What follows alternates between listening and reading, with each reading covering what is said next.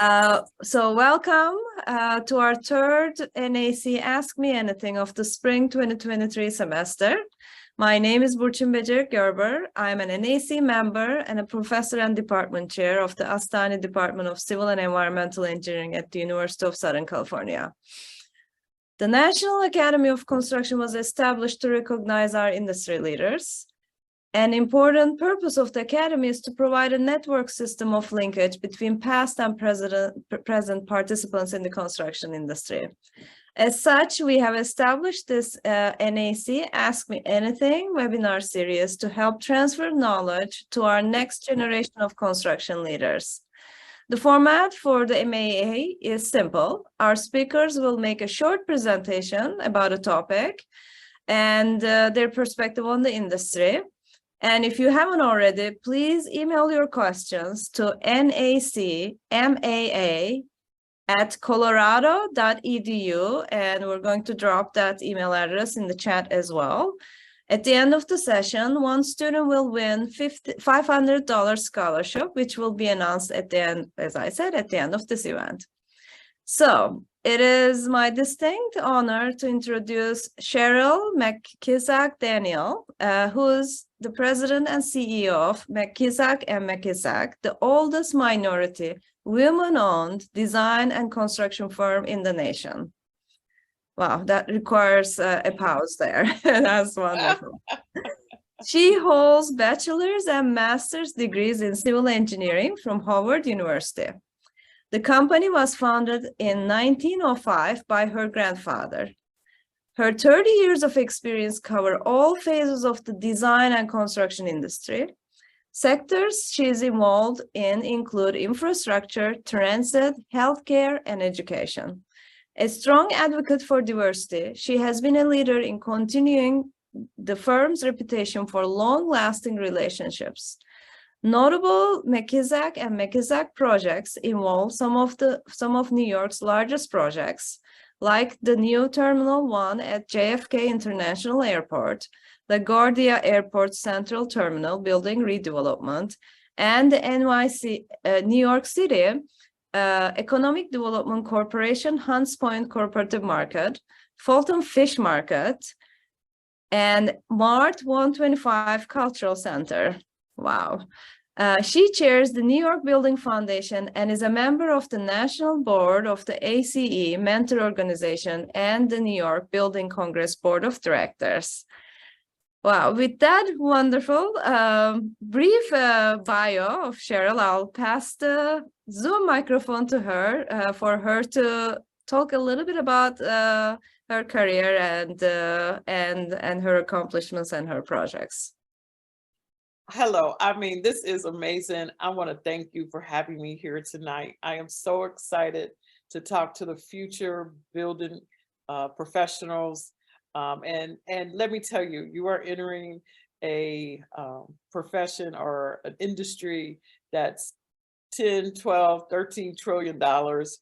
And so, a lot of young people want to know how to get there quick. And I'm telling you, this industry is one of the best industries, not only to take care of your family, but to build wealth. And I'm going to talk to you about my journey just a little bit, because I think it's going to be pertinent to some of the questions you may have. The first descendant of my family came here to the United States as a slave in 1790 and was taught the trade of making bricks by his slave master. His name was Moses McKissack I. His son, Moses McKissack II, was a master carpenter, and he was known also by the structures that he built. And most notably, the Maxwell House Hotel in Nashville, Tennessee, where 5 presidents stayed. And then his 2 sons, Moses McKissack III, so we're on the 3rd generation, and Calvin McKissack became the first Black licensed architects in America with license 117 and 118 in the state of Tennessee. And I'm sure you're thinking, like, in the deep prejudiced South, how does this happen? Well, there's a lot of stories there, but in America, we do overcome a lot of obstacles. And this right here is one of those obstacles. And then the company was passed down to my father, who was an architect and a contractor. And then when he became ill, to my mother. And my mother took over the company with a master's degree in psychology. And I often say she used that quite a bit when it dealt with the manias and phobias of men that couldn't understand how a woman could run a business after so many men and after so many years.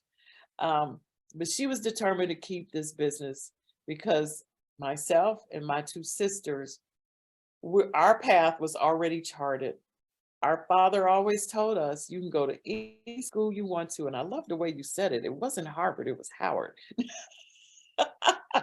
My father would say, you can go to any college you want to, but the only college you're going to is Howard University, and you're studying architecture or engineering. And, that right there is what charted my path. And, I loved being an engineer, studying engineering. And we did a dual degree in architecture, my twin sister and I, to satisfy our father. But when we graduated, we decided, and especially me, I decided that I needed a professional career outside of McKissack and McKissack. So as a result of that, I moved to New York, the only place I ever wanted to work as a professional. And I worked right here. And I worked for very large companies, Weilinger Associates, where I designed silos for missiles, wrote Fortran programs to deal with the large, complicated problems that we had to solve. And then I worked for Turner Construction because I decided I didn't want to do design and I wanted to be in construction. And I worked for Turner Construction, where I got a lot of great information, practical information on how to build buildings in one of the country's most complicated cities. And so my mother actually called my boss when I'm in the estimating department and says, my daughter's quitting today and she's coming to work for me. And I'm like, oh my God, that is just over the top. And then she calls me and she says, Cheryl, you're quitting today and you're going to work for me. So that's how I started working for my family business. At the time, it was a bit much to take, but I have to say that was one of the best decisions my mother made, was to make me come back and control my own destiny by having my own business. But I had to commute to Nashville, Tennessee. And my love is New York City.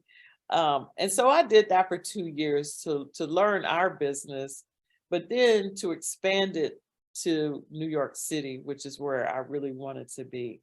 And expanding that business in New York City, I just took a page out of my grandfather's book, which was building relationships, making sure I delivered on time, making sure that my clients could depend on me. And we built from being a sub-consultant as an MWBE to being a prime.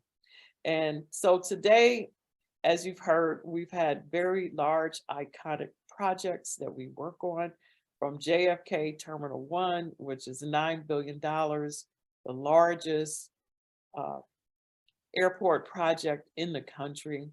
We're the independent engineer for the MTA. And we report in and oversee their capital budget, which is $54 billion right now. And that is the largest transit system in the Western Hemisphere. And so we've been able to build slowly, but it took 30 years, but we've been able to build as something that we are very proud of. And along the way, helped a lot of people. In our company, it's about reaching your maximum potential, regardless of your color, regardless of your sex. And we don't even have to preach that anymore, because everyone we're like the United Nations. Everyone works for us. And it's all about the value you bring, the passion you bring, and the ability to move the company forward collectively. So I'm going to stop there. I can't wait to get your questions and talk to you because I'm so excited that you took your time on Tuesday night at 7 p.m.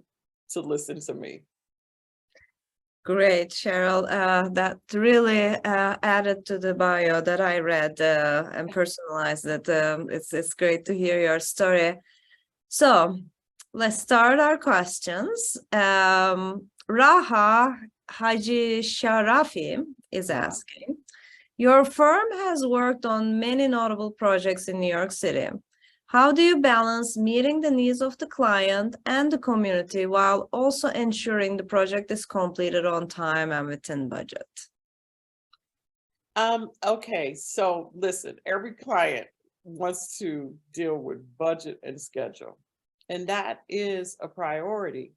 So, it takes time to build a staff that really understands how to bid to MWBE subconsultants, how to work with MWBE subconsultants, and make that a meaningful body of work.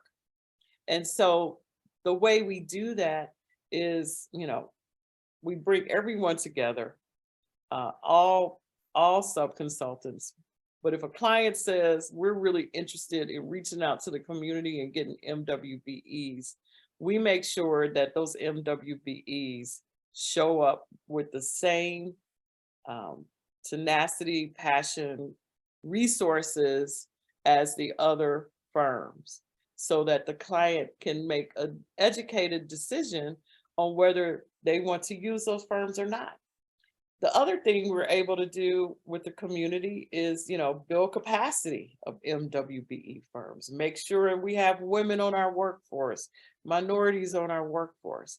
And so the way to balance that is to make sure every party is bringing value to the job. But it takes a very seasoned, educated construction staff to do that. Great, thank you. So Bidur Adhikari is asking, your company has a strong commitment to sustainability as demonstrated by its work on LEED certified buildings and other environmentally friendly projects. How does your firm balance sustainability with other considerations such as cost, functionality when designing and managing construction projects? Well, so we are the builder, and so we rely on the architect to provide all, construction documents and specs, and then we build to those specs. We have to be mindful as to how we deal with materials, how we discard materials, and what does that do with our carbon footprint. And so, it's actually is actually following a checklist at this point, because we've been doing this for so long. I think what I am on the, which hasn't been mentioned, I'm advisory board member for National Grid, and dealing with decarbonization of our utilities, and that goes directly to our buildings. And so that to me is going to create more opportunity for us to lower our carbon footprint than the actual construction that we're doing on new buildings. Because most new buildings now in New York or in next year will have to be close to 100% electric. And so that, as far as building a building, it's already set in stone. The methods, means and methods and how we do that is set in stone. But the bigger question is, as a community, are we going to be able to accept and understand, do we have enough electricity to really make every building 100% electric and deal with electric cars? We're gonna have to do this responsibly, because we don't ever want to get in a situation where we don't have the energy we need in winter months. And so, it's bringing the regulators and private industry together to decide, what is the right solution? How do we really decarbonize and still keep a reliable system? Great. And It's a little following, bit more, I'm sorry, but it's true. It's something to think about. yeah, no, absolutely. And following on that sustainability thread, Jaylene Sabo is asking, as a construction entrepreneur, how do you choose between sustainability and profit generation? For example, do companies prefer to do more sustainable projects or more profitable projects? And thus choosing between any of the options affect companies' image? Well, we're in business in a capitalistic society, and so profits do matter. I want to be very clear about that. You have to make a profit to stay in business. However, we also can we're only as good as our current client who says we're good. And so our clients dictate to us whether or not it's going to be a sustainable project and to what level. We go for quality clients. JP Morgan Chase, we're building out their new trading floors at their new corporate headquarters at 270 Park. They have decided, they're going to be 100% electric. They're going to abide 100% by LEED. And so a lot of that cost that's incurred to meet those standards, the client ends up paying for. So I don't think the decision is really as much in our court as it is in the owner's court, and whether they want to pay for the sustainability that, the level of sustainability they want to achieve. Mm-hmm. Great. I'm going to shift our focus a little bit. And I'll ask Abdul Riaz's question. Is it a myth that the construction sector is dominated by men? If not, what are the reasons for lack of women's involvement in the industry? I love it. It's so provocative. I love it too. Listen, I would just want to say, is there more to the question? Yeah, hold on. So if not, what are the reasons for lack of women's involvement? If yes, where do you see the participation of women in the industry over the next 20 years? There is a lack of women in most industries and in corporate America. I just attended last week a CEO summit at JP Morgan Chase with an invitation from Jamie Dimon. I attended the summit, and the women had a separate reception because we probably wouldn't have found each other if we hadn't met ahead of time. And I just think that has to do with many years of women not being in many industries in America. In construction in particular, I think, it's considered boots and hard hats, and that is the message that I'm trying to get out, is that there's so much to construction. There's business development, there is HR, there is operations. There are so many areas that, individuals can work in. But then in actual construction, we have to get our women and our minorities in STEM programs like we do at ACE and other mentoring programs that we have across the country, because that is where we're going to get people attracted to architecture, engineering, and construction, so that we can have more women and minorities in this field. But it is no myth. It is no myth that when you walk into most social or associations, especially in New York City. That's where I you know, where I am. That there are definitely more suits in the room than there are women. But Second that, by the way, even in second that academia too. in academia too. But it's gotten better. I have been a professional over 30 years, and I have to tell you, there are plenty more women in the room than when I was there 30 years ago. And so that says we're trending in the right direction. Yeah. But we have a lot of work to do. I mean, in real estate in New York City, you know, as far as the C-suite or CEOs, you know, we're talking, you know, less than 10% are women. Let's talk about venture capital money in the United States. There's $69 trillion of venture capital money, and less than 1.3% goes to companies owned by women or minorities. So that's just where we are.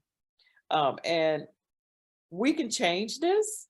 And I think that a lot of corporate America is looking at this differently and making a concerted effort to figure out this problem. I was on a call with Secretary Buttigieg today to say, listen, when we had COVID, the federal government stepped in and changed things and provided PPP loans. When we had the banks who let us down and gave those bad loans and put a lot of companies out of business, there was some type of package that saved them. We're in a crisis as minorities and women in business and creating economic wealth or generational wealth. We're in a crisis. And so if the infrastructure bill is really meant to help people like us, then there has to be a huge intervention, like what happened with COVID and PPP loans. It has to happen now, because the money is coming out right now. The funding to New York State, the RFP for Gateway is out now. That's $16 to $20 billion. The tunnel in Baltimore is $7 billion. And this is where firms like ours, women, minorities, this is where we get left behind.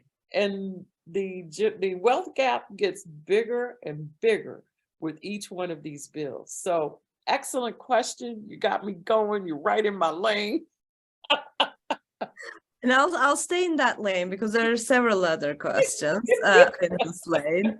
But I also agree 100% with you. I've been in academia as a professor only for 15 years, but I can tell you there is a huge difference 15 years ago to today. So it's changing. It's getting better. Is it changing as fast as I would like? No, but definitely there's a positive change. So I'll add with that. And I'll move to Kimberly or Elana's question. Being a woman from a minority group in a field dominated by men, I'm aware that standing out requires a lot of effort, commitment, and discipline. What qualities have you personally had that have helped you succeed professionally? Well, let's see. Early on, it was qualifying myself through education and experience, but something was still missing. You're going to a room and you have the same education level as your counterpart that's a male and probably a white male. And you're trying to be like them, basically. And over years, I just realized that's just not working for me. I'm not them. I'm here to bring something different to the table. I'm here to bring my perspective, take my collective experience, and bring my knowledge to the table. I'm not here to be and do the way they do. And so once I got comfortable with that, then I began to understand I was defining my own way. And to me, that has made all the difference.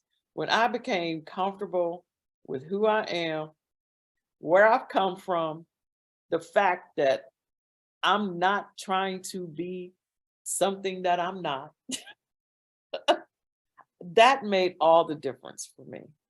And it opened up the ability to be relaxed in the moment, present in the moment, and to be able to bring intellectual, innovative ideas. And that's what we need. Everyone needs that. Innovative, intellectual ideas, a passion about what I do. And you can't get there when you're in the room unless you're comfortable with yourself. Yeah, no, I think that's a very strong message. Accept who you are and be Accept who you comfortable with are. yourself and comfortable in your own skin, and then that makes you authentic and confident and focused. I try to ask different questions from different students, but Kimberly has a question which might help others. May you suggest joining an organization or a group in order to attain specific goals? If yes, what would you suggest? Specific group.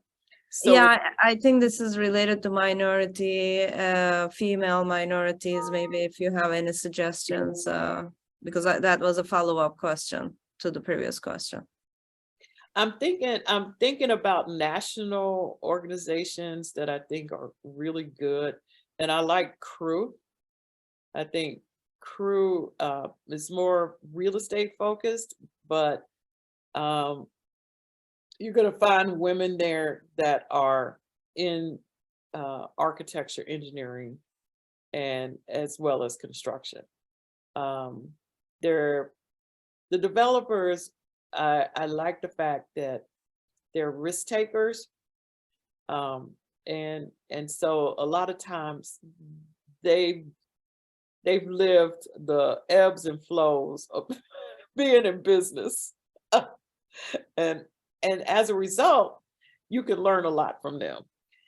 I was just on a board meeting tonight with the Black developers of New York City, and the only contractor that's on the board. And, I just enjoy listening to them because everything they do is risk with respect to the funding that they put up. And, they understand it and they take that risk every day, but it's a long-term game. It's a long-term, they don't build a building like we do and, in 3 years have a great reward at the end. They have to go through the pre-development, the engineering, the architecture, engineering, and construction, and then wait years for a return. So, they have to really be sure about what they do. So I would suggest Crew. In New York, we have the Women Builders Council. I really like that for the women who are in our field. And we have the New York Building Congress, which I'm chair of the foundation. New York Building Congress is made up all of the companies that build New York City and the ancillary companies like accountants, insurance companies, and the like. And so we have a young professionals group, which we are all excited about. We promote them at our gala every year.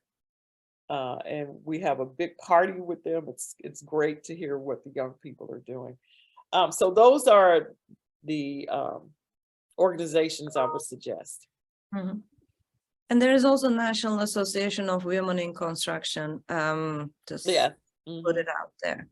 Okay, Alicia Gorzek is asking, What are some of the challenges you face as a woman in construction, and how did you deal with them? And could you provide any specific tips? I'm listening to, by the way. Very curious about Oh your God, answer to these it's been 30 some odd years. Um, you know, a lot of the challenges that I face, I want to say also had to be it came from the fact that I was a minority firm. And I think we're all a lot of times put in that same bucket. So I think I can speak from that same lens. A lot of times as a minority or woman-owned business, you are considered small and, incapable of achieving certain expectations. Difficulty hiring people, difficulty with capital, difficulties with everything you can imagine. And it's assumed before you walked in the room that you're not performing the task that you say you can perform, or some man over there is doing it for you. I've had situations where a developer came to town and wanted to work with us on an existing client of McKissack, and a client that we have been working for 15, 20 years. And, the developer, the owner was a male, and he said, Cheryl, you don't actually do the work, do you? He wanted to give us, we were doing a joint venture. He wanted to give us 10% while he took 90%, and it was my client. And I said I didn't understand the math, and I didn't understand where he was coming from.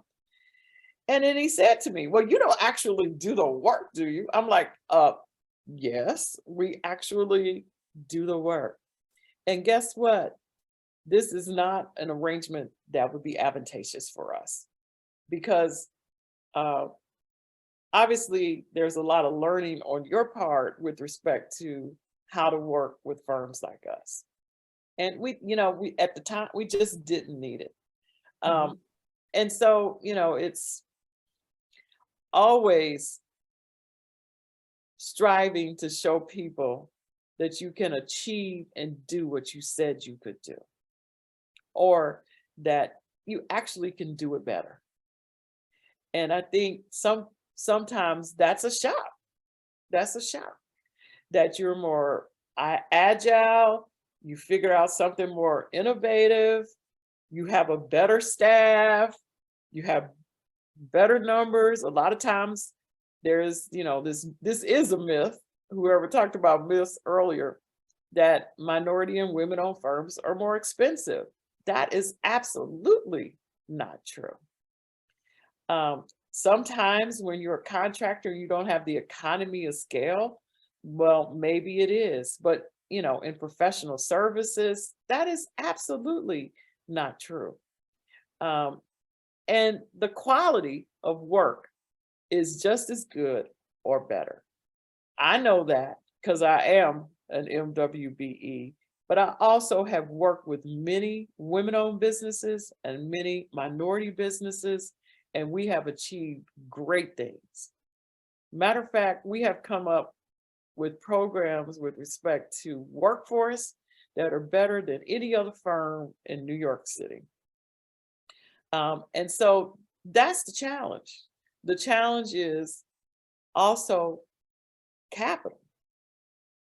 When I first started my company in Philadelphia, in New York in 1991, we didn't have a lot of credit. No one would give us a lot of credit. That took years to get a lot of credit. And then when you don't need any money is when the large banks come and say, oh, you're a woman and a minority. We have plenty of money for you. Well, where were you when I got started? I want to stay with this small bank that took a risk with me and not really that much of a risk, but they did. They were my partner. I'm going to stay with that bank because I remember when you wouldn't even take my phone call. So these are the things that we deal with in business. Now, working in, say, a large company, as a female, I have to say now, I am concerned about the fact that many times there's slots. Okay, they have 10 slots for VP and 2 left for a woman or a minority. I can't stand that. I can't stand that. And so why not just look at everyone's resume, their experience, and choose? But we still have slots out there. At the Building Congress, we have a diversity and inclusion council. And, you know, on our committee, we were talking about how can we get more women and minorities into companies so that they can elevate to the C-suite. Well, it starts by bringing them in as interns. So one company told us they had to erase off the resumes the names of the individuals and where they lived to do a blind, I guess, process with their candidates. And they said when they did that, they had the most number of minorities and women for interns that year. That just tells you right there the blind spots, right? Totally. Like at McKissack, we don't have to take the names and addresses off of resumes to decide to get diversity in our company because we're already diverse and we're looking for best value. It is the difference between looking at someone and saying, let me figure out how to eliminate them versus looking at someone and saying, what is their potential? And a lot of times the minority and woman gets the elimination lens as opposed to Potential. the potential. Wow. Okay. That was an amazing answer, Cheryl. Really good. I forgot the question, but the answer is amazing. It's the truth. It's the truth. Ask me anything. All right, so here I come. Gemma Guerra's question. Throughout your years of success, were there any vivid moments you feel like giving up or faced with rejection? If so, what did you do to get yourself back up? Yes. First of all, those moments can come anytime, but I want to talk about a very serious moment in my company when I thought I was going to lose my company. And our wheelhouse had been program management, construction management, and we decided that we wanted to now become builders and include general contracting. And we ventured to do this in both New York and Philadelphia at the same time. And we had a calamity of problems. We hired the wrong staff. We had the wrong clients. Clients didn't have the money and everything was moving quick. You know, you had to make quick decisions, move fast. And the next thing we knew, we were upside down with negative equity. Negative equity. And I remember it was January, February, and we're trying to figure out our numbers for the end of the year. I thought we had made a profit. Instead, I walk into a board meeting and I get numbers that we are $1 million negative equity. And I'm like, oh my God, after 5 generations, we're going out of business. So I went home crying that night. And my husband said, Cheryl, you need to call Anastasia, one of our board members, and you need to have her meet you in the office tomorrow. And Anastasia's good with mergers and acquisitions. She's going to help you with this. So I did exactly that. And Ace got together. Ace and I really defined the problem. And we took it at face value. You know, a problem isn't taken at face value a lot of times. A problem, a lot of times, people look at it, oh, it can't be that bad. Let me just figure out something else, let me paint it differently. No, it's a problem. Deal with it immediately. Don't get, paralysis by analysis. Deal with it. And so the next day, I got on the phone with my bank, which is the bank I just talked about, my partners, and I told them the situation. I said, however, we have 250 people. I'm firing 60 of them today. and as much as that hurts, that's what I have to do. And I did that.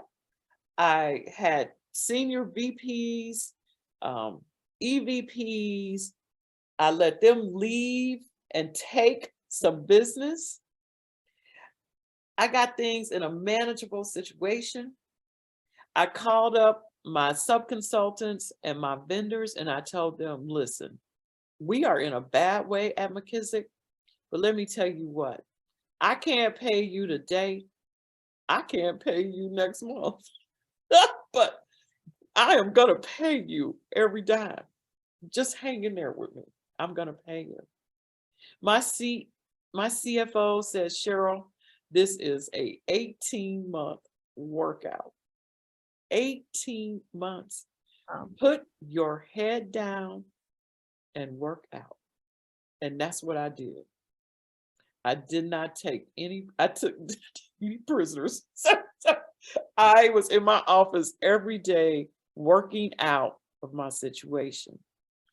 And it was probably the best thing that ever happened to me. Wow. It taught me how fragile business really is.